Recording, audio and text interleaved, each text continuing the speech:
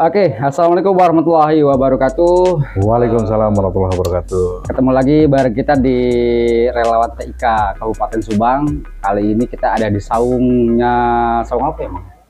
Ini saung Indonesia. Saung Indonesia. Saung Indonesia. Saung Indonesia. Oke, kita akan berbincang-bincang lah ya seputar tentang program kerja Relawan TIK bersama dengan rekan saya tentunya di samping saya. Siapa teh? Saya Gugun Kurniawan di bidang humas. Bidang humas RTIK Kabupaten Subang. Siap. Masa bakti tahun berapa ya? 2022 ya? Iya, 2022 sampai 2025. 2026. Karena tiga tahun kan ya? Iya. Tahun Relawan TIK. Nah, teman-teman mungkin banyak yang bertanya ya. Naon sih Relawan TIK? Ya, Relawan TIK itu apa gitu ya? Apa sih terus apa yang dikerjakannya gitu? Ya. Program kerjanya seperti apa gitu. Nah, kira-kira program kerjanya apa tuh, Mang? Jadi Relawan TIK ini di Kabupaten Subang sudah 2 periode ya. 2 periode. Sudah ada 2 periode dan kita dengan pengurusan yang baru di Muscab di tahun kemarin, tentunya mendukung program kerja pemerintah yang terkhususnya di bidang TIK, teknologi informasi dan komunikasi. Ya, bagaimana kita ikut meliterasi, mengedukasi masyarakat terkait dengan literasi digital. Tuh. Bang, rata-rata kan sekarang ini semuanya pakai digital ya. Jadi ya keseharian kita lah, keseharian kita itu sekarang itu mempergunakan digital, apa-apa digital. Tapi kadang-kadang juga masyarakat itu tidak mengerti gitu ya. Ya. Tidak paham digital dan bagaimana menggunakannya. Contoh kecil gini aja. Ketika saya untuk saat ini, contoh kecil, saya nggak pernah bawa uang cash, gitu. Karena pembelanjaan borju berarti ya? Bukan borju ya. Kalau ada uang cash, takutnya nanti ayah 50 hela. Enggak. Maksudnya gini. Jadi kita ikut simple, gitu ya. Kita lebih simpel. Setiap pembelanjaan dan pembelian sekarang sudah memakai digitalisasi. Contoh kecil ketika kita belanja ke minimarket, ke minimarket apapun ada di sana kebutuhan untuk kebutuhan pokok ataupun kebutuhan lainnya. Nah, kita tinggal bayar dengan debit ataupun juga dengan QRIS, gitu kan, yang sudah teraplikasi, aplikasinya yang sudah terinstal di ponsel kita. Jadi itu teknologi itu sekarang itu mempermudah segala sesuatunya. Terus juga kita juga enjoy kemana-mana itu nggak perlu bawa uang cash banyak-banyak ya, cukup dengan PIN, dengan kartu ataupun juga dengan aplikasi. Nah itu salah satunya kemajuan teknologi teman-teman yang mungkin bisa kita pergunakan. Nah selain itu juga kemajuan teknologi ini tentunya harus diimbangi emang ya, dengan pengetahuan. Diimbangi dengan pengetahuan dan justru kita di RTIK ini yang memang mempunyai tugas untuk meliterasi mengedukasi. Ya, bagaimana contoh kecil gini, semua sistem baik itu birokrasi semua menggunakan teknologi informasi dan komunikasi. Itu semua pelaporan kinerja ataupun juga pelaporan kegiatan menggunakan sistem dari teknologi gitu. Ngomong-ngomong tentang pemerintah, Mang ya, ini agak nyerempet lah ya. Nih kelihatan bahwa di Subang itu kita belum sinergi belum sinergi dengan dinas terkait tentang teknologi informasi dan komunikasi. Walaupun beberapa kali sebetulnya kita sudah sowan untuk bertemu dengan pimpinan dari dinas yang bersangkutan untuk mensinergikan program kita dengan program beliau. Tapi katanya sampai saat ini kita belum nemu titik temu. Belum ada titik temu ya? Iya, titik temu bagaimana kita sinerginya, bagaimana nanti kedepannya seperti apa, baru ya wacana-wacana saja gitu. Iya, justru harapan kita pemerintah juga bisa bersinergi dengan kita ya, dengan RTIK. Nah, mungkin di sini titik temunya bagaimana pemerintah mengetahui tupoksi dari RT itu sendiri mungkin. Visi misi kita seperti apa, tugas kita seperti apa. Karena jangan sampai ada kesalahpahaman ataupun juga miskomunikasi. Miskomunikasi yang memang kita ini sebagai organisasi yang ingin andai kata yang ingin membantu mereka kan. Iya. Jadi jangan ada miskomunikasi bahwa kita menjadi beban untuk mereka. Betul. Gitu. Nah ini yang memang harus diluruskan juga dengan pemerintah daerah, gitu ya, pemangku kebijakan teknologi informasi dan komunikasi yang ada di kita, sama-sama bersinergi, bersinergi bagaimana semua program yang ada di pemerintah kita bisa bantu. Betul. Bisa padahal simpel-simpel aja sih ya. Iya, bisa berkontribusi lah gitu. Iya, simpel-simpel saja sebetulnya. Ada contoh kecil gitu ya. Contoh kecil kemarin ada beberapa kegiatan yang harusnya kita terlibat di situ. Misalnya tadi yang disampaikan oleh Kang Sukun ya, kita sebetulnya nggak berharap finansial ya. Ya betul. Karena kita namakan relawan gitu ya. Ya. Namanya juga relawan, jadi namanya juga relawan, jadi kita itu kayaknya karekam nih, kira mode terbang lah. Kayaknya karekam, kemarin karekam mode terbang.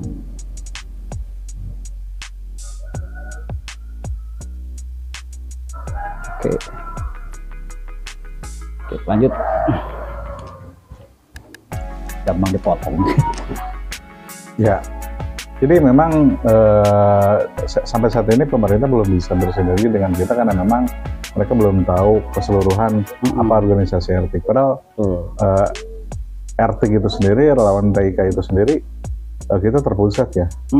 Ya yang inisiasi oleh Kementerian Informasi dan Komunikasi pada saat itu. Iya, sebetulnya kan kita itu tidak serta-merta setiap kegiatan itu harus ada finansial ya, karena kita memang kan relawan, namanya juga relawan ya. Identik relawan itu dengan kesukarelaan lah ya. Nah sebetulnya kita itu kita membantu dengan ikhlas. Iya ya, jadi ikhlas. Tapi kadang-kadang gitulah pemikiran bahwa kalau misalnya satu organisasi terus mengadakan kegiatan itu memang harus ada uang gitu ya. Memang sih kalau misalnya itu memangnya harus ada uang. Idealnya memang seperti itu. Tidak semua kegiatan itu harus ada finansialnya. Jadi kita berpikir bahwa kita teman-teman yang memang mempunyai sosialis ya, mempunyai jiwa-jiwa yang memang mereka beraktivitas bagaimana kebermanfaat kita, kebermanfaatan yang ada di RT itu bisa terasakan oleh masyarakat gitu. Nah apalagi kita juga pernah mendapatkan program-program ya dari kementerian yang memang langsung kita garap, yang kita sosialisasikan literasi digital yang 4 pilar ke teman-teman, misalkan teman-teman pengguna gadget ya yang ada di sekolah-sekolah formal misalkan. Nah sejauh ini kita hanya bekerja sama dengan pihak sekolah bagaimana meliterasi digital ini, bisa diterapkan di setiap sekolah dan juga bisa dipahami oleh teman-teman, oleh anak-anak sekolah, karena semua sistem baik itu pembelajaran, apalagi kemarin pada saat COVID kan, pada saat COVID yang sangat lumayan ya, sistem online itu dijalankan. Nah terkadang ketika si anak ini melakukan pembelajaran, kadang mereka bingung gitu kan, orang tuanya pun nggak paham. Gitu. Bagaimana dia masuk ke aplikasi Zoom untuk pembelajaran tatap muka, bagaimana dia masuk ke aplikasi Google Meet, bagaimana mengerjakan tugas dan yang lainnya. Nah ini yang kita harapkan kemarin-kemarin itu kan dengan pemerintah kita bisa bersinergi dengan pemerintah dan juga mengedukasi teman-teman yang ada di sekolah-sekolah formal. Gitu. Ya sebetulnya tadi sudah disampaikan ya, pada intinya relawan TIK itu ingin membantu ya, ingin membantu secara sukarela, bahwa kita punya motor penggerak gitu, yang sudah strukturalnya sudah sistematis, dan tinggal pemerintah daerahnya itu merangkul gitu, merangkul kita gitu. Jadi seolah-olah kita tuh sekarang itu kayak gimana emangnya? Tetapi tetapi ketika prinsipal di organisasi RT sebenarnya kita tetap berjalan walaupun tanpa bergandengan dengan pemerintah. Karena pada akhirnya akan bermuara bahwasanya program kerja yang ada di RT ini selaras dengan apa yang sudah dicanangkan oleh pemerintah pusat gitu. Tetapi walaupun dalam pelaksanaannya kita tidak melakukan sinkronisasi ataupun juga sinergitas yang ada di daerah gitu. Kita tetap berjalan walaupun tanpa ada bergandengan dengan pemerintah, karena kita di RT punya punya visi, punya program, ya kita tetap kebermanfaatan RT ini harus dirasakan oleh masyarakat gitu. Jadi pada intinya teman-teman yang kebetulan nonton channel ini yang ada di Subang, yuk sama-sama lah kita membangun Kabupaten Subang, sumber daya manusia Kabupaten Subang untuk tambah melek internetnya, tambah bisa bijaksana dalam mempergunakan internetnya.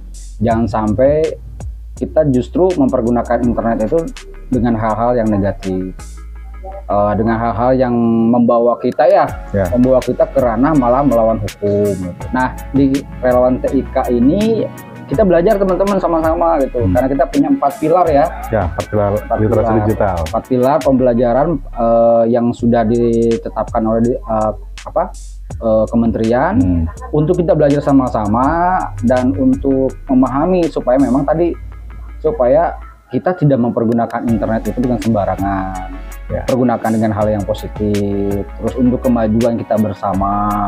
Karena kita yakin di keseluruhan penduduk yang ada di Indonesia, gitu kan, antara jumlah penduduk dengan pengguna gadget, itu selaras dan seimbang menurut data dari kementerian. Nah, tetapi untuk penggunaan, masyarakat Indonesia ini lebih banyak pengguna internet. Nah, saya yakin satu orang dia punya beberapa media sosial. Betul. Ya, ada beberapa media sosial yang memang dari platform-platform yang bisa digunakan oleh masyarakat. Contoh kecil, saya punya media sosial misalkan Facebook, ataupun juga Instagram ataupun TikTok yang lainnya. Nah, bagaimana kita belajar literasi digital ini, belajar literasi digital kultur, digital skill, dan kita bisa menjadi safety, minimal kita menjadi netizen yang beradab ya. Betul. Ya, jangan sampai kita seolah terframe bahwasanya netizen Indonesia ini terburuk gitu. Ya.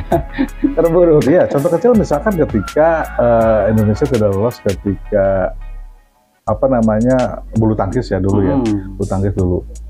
Itu kan salah satu akun dari bulu tangkis dunia itu kan langsung diserang oleh netizen kita.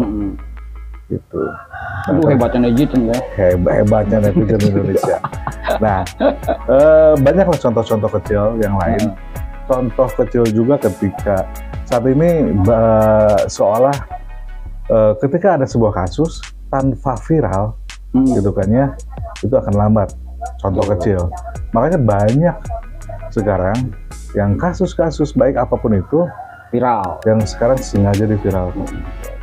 Contoh kecil yang ada di jalan yang jelek dan ada jalan yang pemerataan tidak adanya pemerataan pembangunan terkait dengan jalan. Tapi saya setuju Mang kalau misalnya yang kasus di viral di Lampung itu ya. Saya setuju tuh.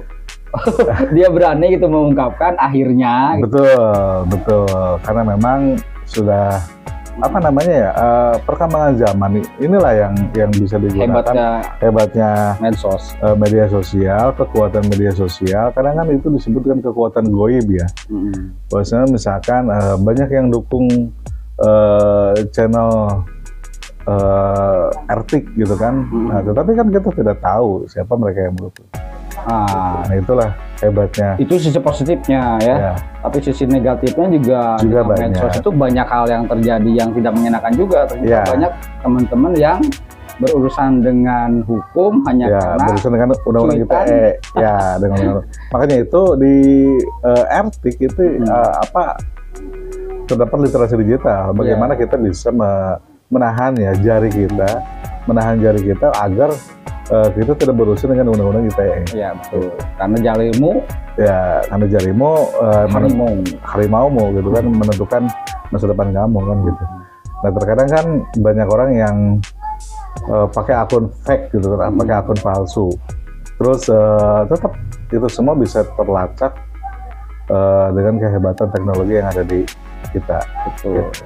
Jadi memang positif dan negatifnya mempergunakan media sosial di zaman sekarang ini memang sangat terbuka. Nah makanya teman-teman yang mau diskusi bareng sama kita di Relawan TIK silakan supaya memang memahami memahami positifnya bagaimana, negatifnya bagaimana, kita belajar sama-sama sehingga memang kita tadi acuannya menjadi netizen yang beradab, netizen yang betul-betul kalau dia berbicara di media sosial, berbicara di ruang publik itu bisa memang diatur ritme pembicaraannya dan bisa dipertanggungjawabkan. Betul, supaya memang tidak berhubungan dengan undang-undang ITE. Banyak orang-orang kan kadang-kadang kalau misalnya dia bicara di medsos di asal, terus ada yang tersinggung, ketemu dua fakta terus diadukan, nah itu jadi produk hukum Jadi memang perlu hati-hati. Sebenarnya internet itu adalah teman yang baik bagi kita. Ketika kita menggunakannya baik sekali malah baik sekali. Kita ini produk 90-an produk 80-90-an.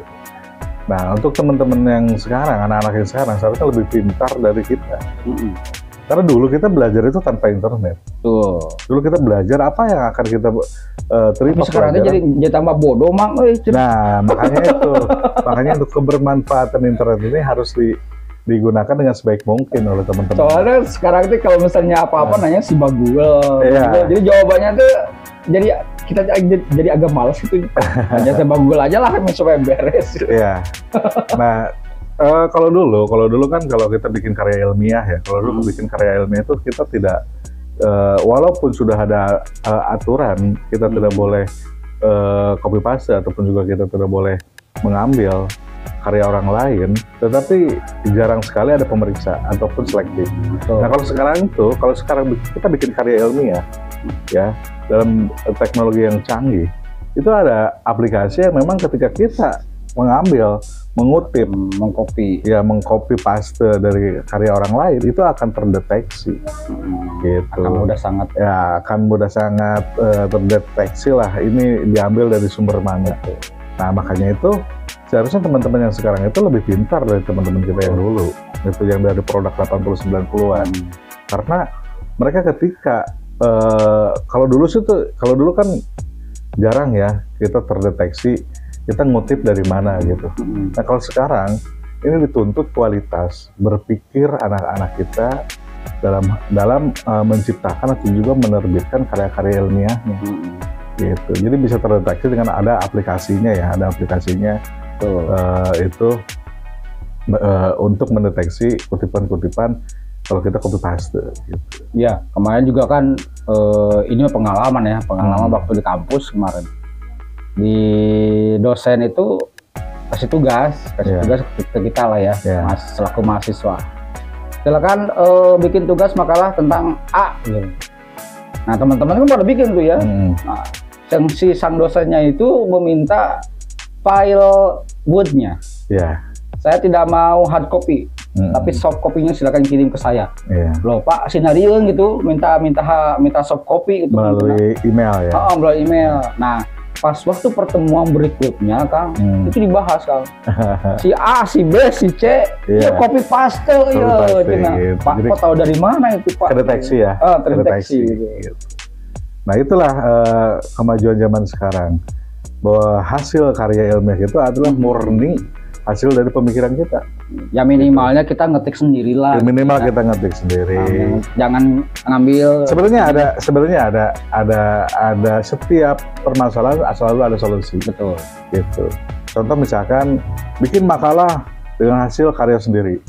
Misalkan kita tetap harus ada kutipan, citationnya kita ngambil dari mana kan gitu. Iya. Nah untuk citation itu tidak boleh dirubah karena itu akan menjadi hak karya ilmiah orang lain. Tetapi memang setiap kutipan itu juga kembali tadi emang harus bisa dipertanggungjawabkan. Harus dipertanggungjawabkan. Jadi jangan asal ngutip. Gitu. Ya, tapi kita juga bisa memparafrase. Bagaimana kita tidak pandai dalam membuat sebuah kalimat, kita bisa memparafrase dan ada aplikasinya juga.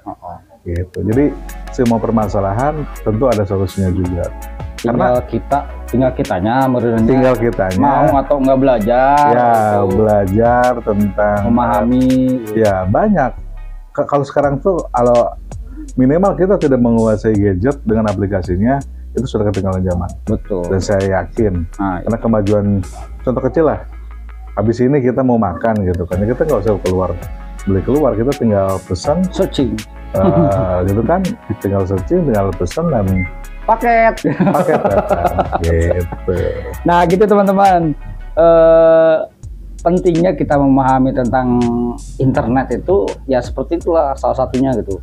Jadi ada hal-hal yang dulunya memang kita tidak bisa, sekarang itu bisa dilakukan gitu. Ya tadi misalnya dulu mah kita bikin makalah itu selama manual pakai ketikan tak-tok. Memang itu hasil karyanya memang bisa dipertanggungjawabkan karena memang diketik sendiri. Terus sekarang bisa kita bikin makalah dengan cepat dengan copy paste. Nah, tapi jangan sampai lupa bahwa setiap kita tadi yang disampaikan oleh Mang Kukun, setiap kita ngambil file orang lain itu memang kita wajib mencantumkan dari mana sumbernya, supaya memang nanti kalau ada sesuatu hal kita bisa mempertanggungjawabkannya gitu. Ini Pak, saya ambil kutip dari buku A terbitan tahun sekian gitu. Gitu. Oke. Mungkin kita juga punya program kerja ke depan ya, akan melanjutkan literasi digital dengan teman-teman, karena pada saat ini musimnya PPDB ya, musimnya PPDB, penerimaan peserta didik baru. Mungkin setelah itu kita RTIK akan kembali goes to school, go to campus juga.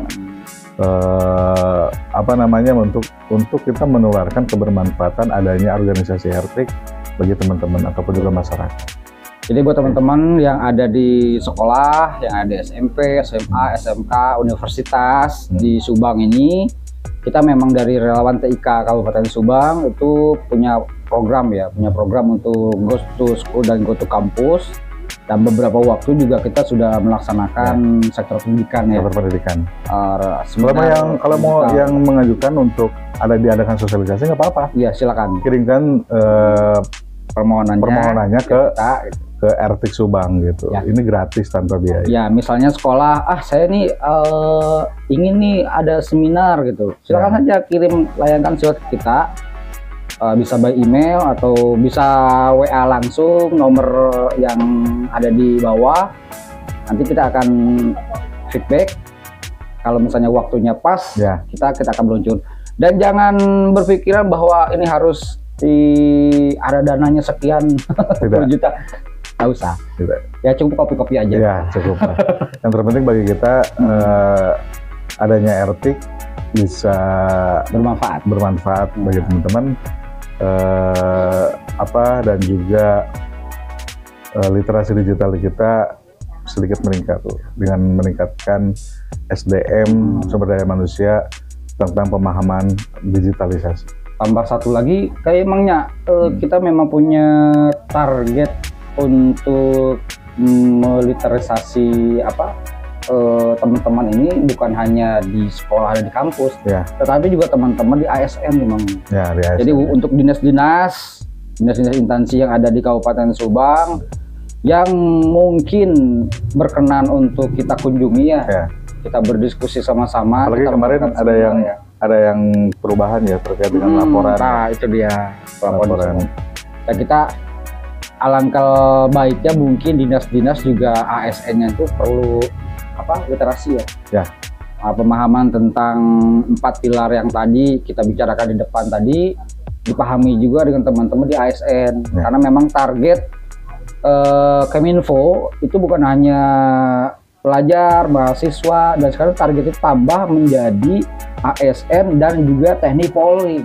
Ya, TNI Polri. Nah, yang kemarin tuh secara nasional sudah launching ya. Ya, sudah launching. Kemarin dengan Mabes TNI dan kepolisian juga kemarin sudah dilaksanakan literasi digital sektor untuk TNI dan Polri. Tinggal di daerah ya. Mudah-mudahan di daerahnya sudah mulai di follow up oleh Kapolresnya masing-masing. Bu Sumarni, Kapolres Subang mungkin ya kalau lagi nonton ini, mudah-mudahan kita bisa bekerja sama nanti untuk kegiatan literasi di lingkungan Kepolisian Resort Kabupaten Subang. Betul. Itu saja mungkin hari ini kita pembahasannya. Episode berikutnya kita akan lebih ngebedah tentang 4 sisi literasi digital untuk pemahaman lebih lanjutnya gitu. Dan kalaupun ada saran dan kritik silakan ditulis di kolom komentar, dan kalau ini bermanfaat untuk teman-teman semuanya bisa di-share ke teman-teman semuanya untuk bahan referensi. Oh ternyata masih ada yang peduli di Kabupaten Subang ini terkait tentang teknologi informasi dan komunikasi, yaitu relawan Kabupaten Subang. Oke, mohon kita menyemangnya. Siap. Oke. Saya Wijaya dan juga saya Kun Kurniawan. Undur pamit. Terima kasih. Salam literasi digital.